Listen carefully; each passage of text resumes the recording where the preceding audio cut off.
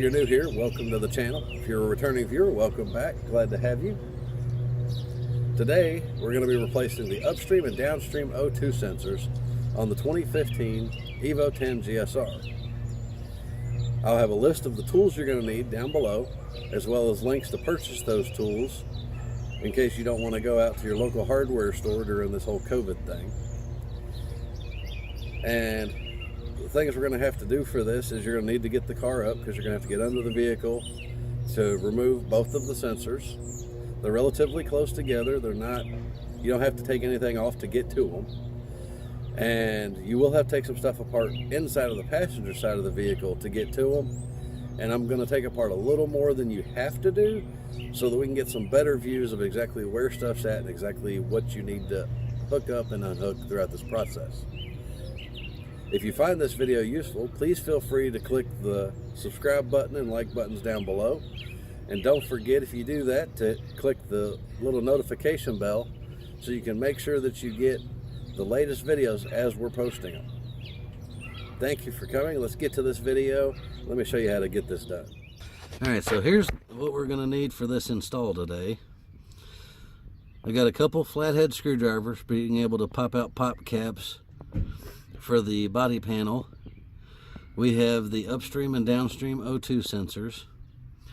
And we have two different tools that we're going to be comparing for removing the O2 sensors.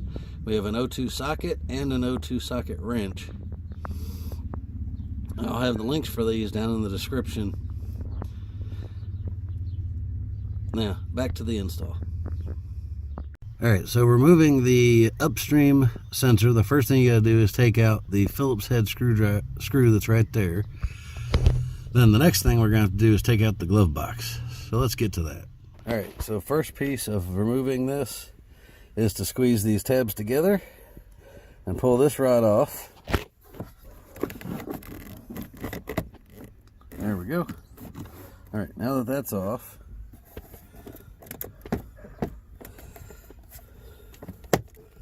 you pull in here to get past that tab. There's another one on the other side. And then comes right off. On to the next step. Alright, so we've got the glove box out. We've got this screw out.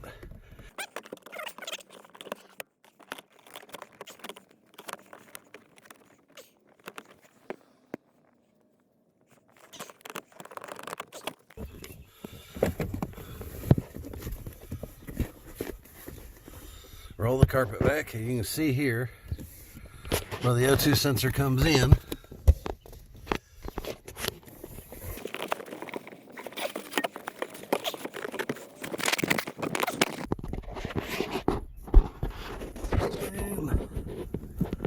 And there's where it hooks up at. And it comes in under the styrofoam. So that's where your rubber grommet's at.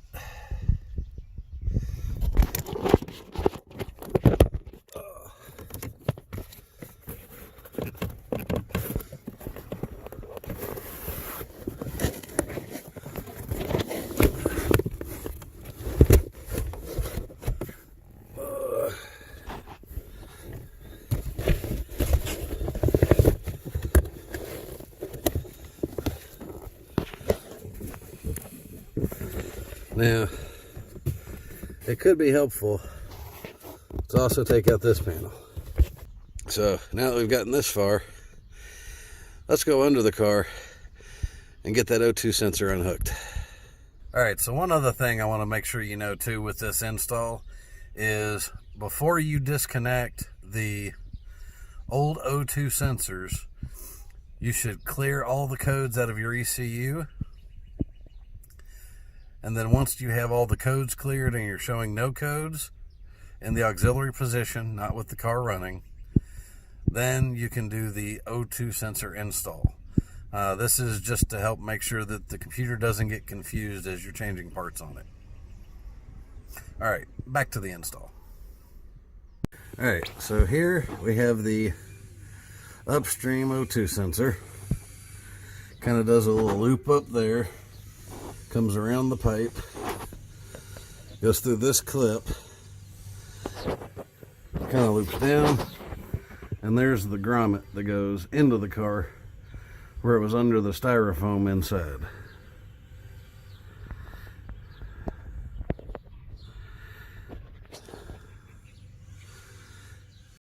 Alright, so for this one, I'm going to use the single O2 wrench. You might need to undo the clip here so that you've got enough slack in the wire to be able to get your tool around the wires. And then just slip it on. And now that it's on, you just got to turn to break it loose.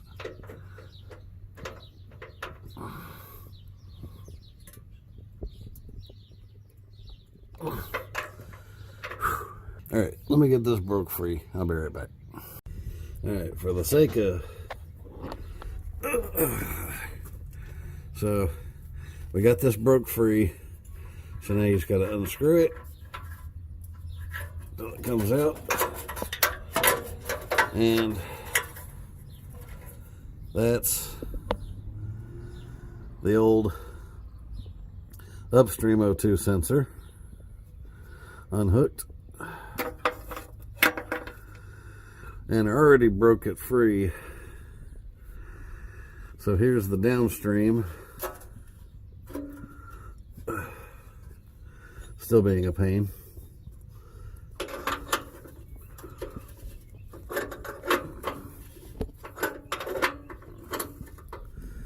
I wound up using some PB Blast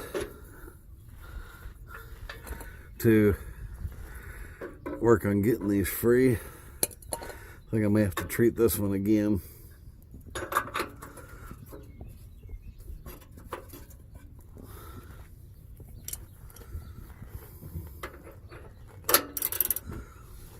Or just get the wrench on there.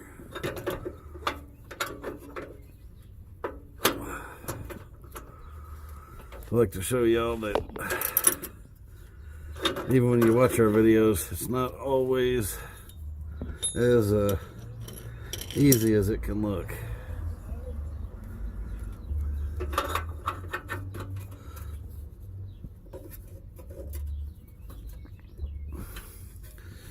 All right, this one's been a real pain.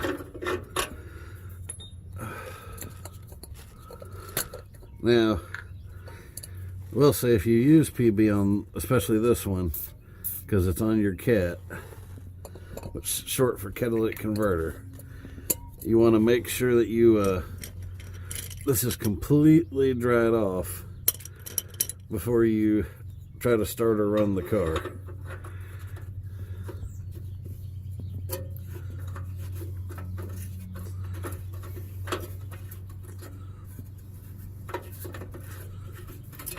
What I'm doing here is just trying to work some of this into the threads.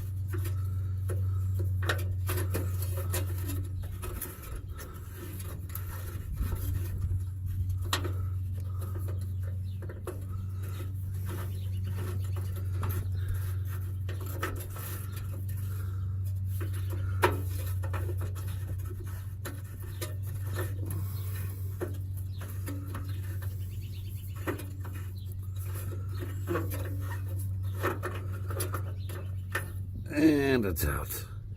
Thank heavens. Phew, that one scorched up pretty good.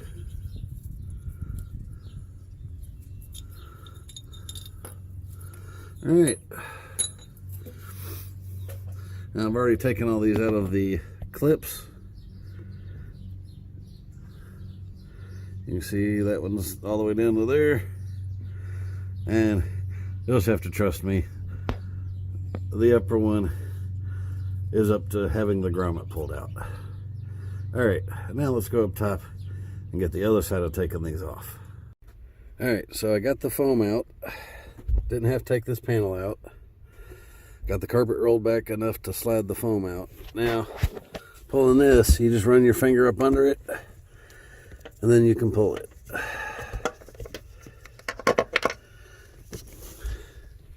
And now we've got it in the car. Now we just got to unhook it from the connector. So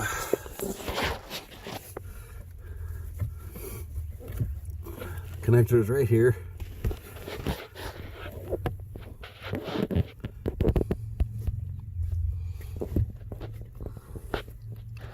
Let me get that disconnected. I'll be right back. So to disconnect it, all you gotta do is reach in there, squeeze down on this top part, and then it'll slide right off. No problem. So now put in the new one. Be right back. All right, so now I've got the new Denso here. You can see that one's actually silver where the other one was black. So we'll feed this one through here.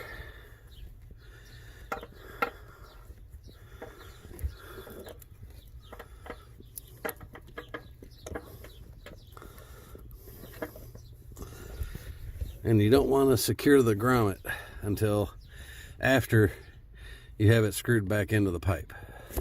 So let's go do that. All right, so now we've got the sensor at the pipe.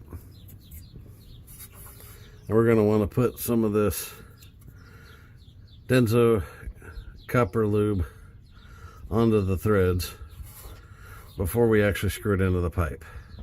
So I'm going to do that. I'll be right back. As you can see here, you should have just enough of that on there that it just fills the threads. You're going to have some left over. That's okay. You can put it in a Ziploc bag and save it for another day for another job. So now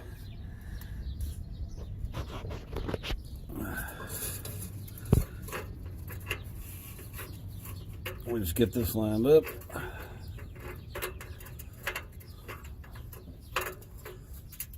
And get it screwed back in. So when we get that done, I'll be right back. Alright, so it's now hand tight. I've got it ran back through that clip,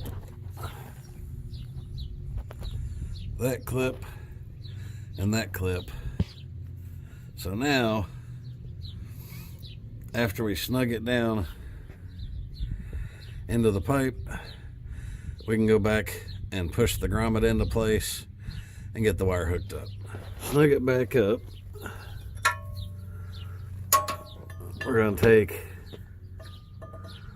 the wrench here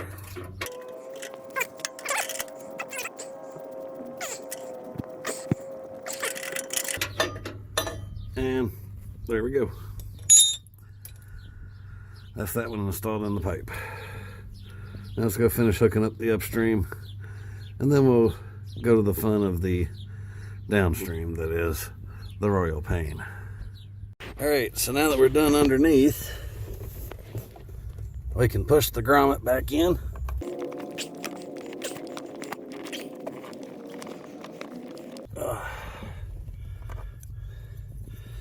And make sure you got it right side up.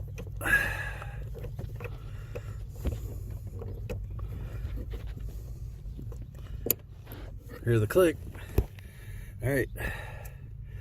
That's the upstream done. Now we just got to put back the styrofoam, which protects this, and then roll our carpet back down. And that's the upstream done. Alright, so right here, under the carpet flap, that's where the grommet is for your downstream O2 sensor. And the connector is, and your clip is back here. So this one, you got to do a little more blindly. Alright, so this may sound counterproductive, but if you want to make your life easier, unbolt the seat and lean it back out of the way. Now you can get a pretty good view. There's where the grommet goes. See the yellow back there? That's where the connector goes. So now, get this put back into the cat and we're good to go. Alright, so see, I've got the copper on there again, and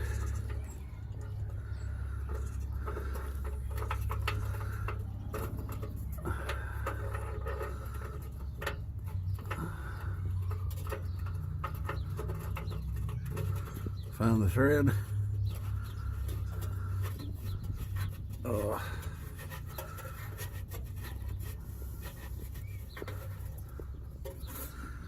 And there it is, finger tight.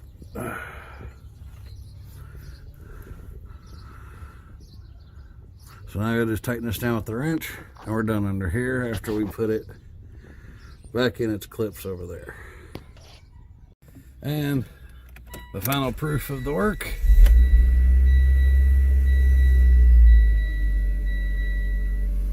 Look at that.